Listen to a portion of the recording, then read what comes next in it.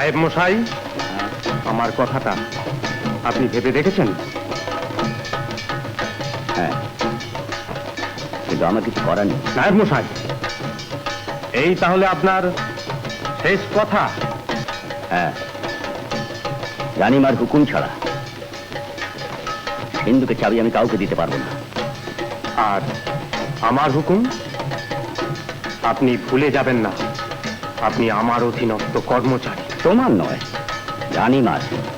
তার হুকুম ছাড়া আর কারো হুকুম আমি মানতে বাধ্য নই। কিন্তু আমি এই জমিদারির উত্তরাধিকারী। যতদিন রানীমা বেঁচে আছেন সব সম্পত্তি রানীমার। তুমি এই জমিদারি কেউ না। এর পরিণাম কি জানেন? জানার দরকার নেই।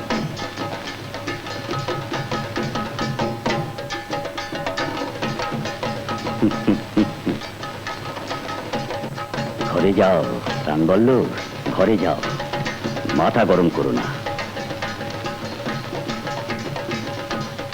এই জমিদারির দু পুরুষের নায়েব আমি। আমার নাম কীর্তি ঘোষ।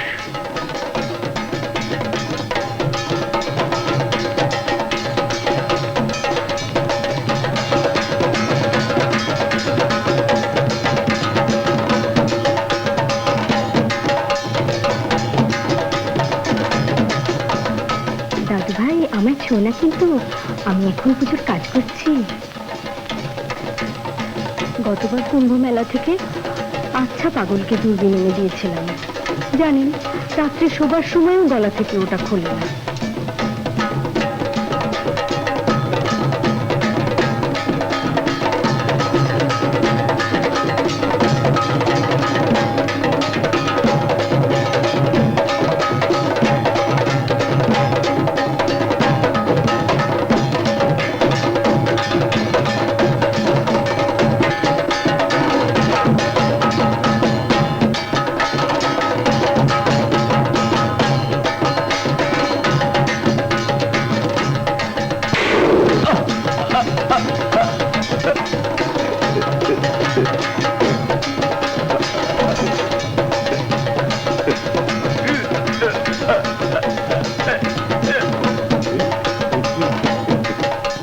কি হলো? কি হলো?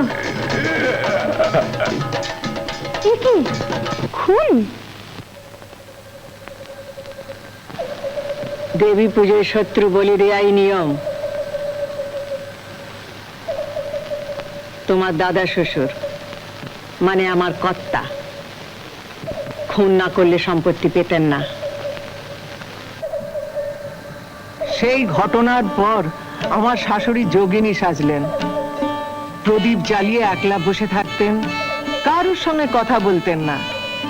তারপর এলো লক্ষ্মী পুজোর রাত, কোজাগরী পূর্ণিমা, জ্যোৎস্নায় চারিদিক থই থই করছে। হঠাৎ কি হলো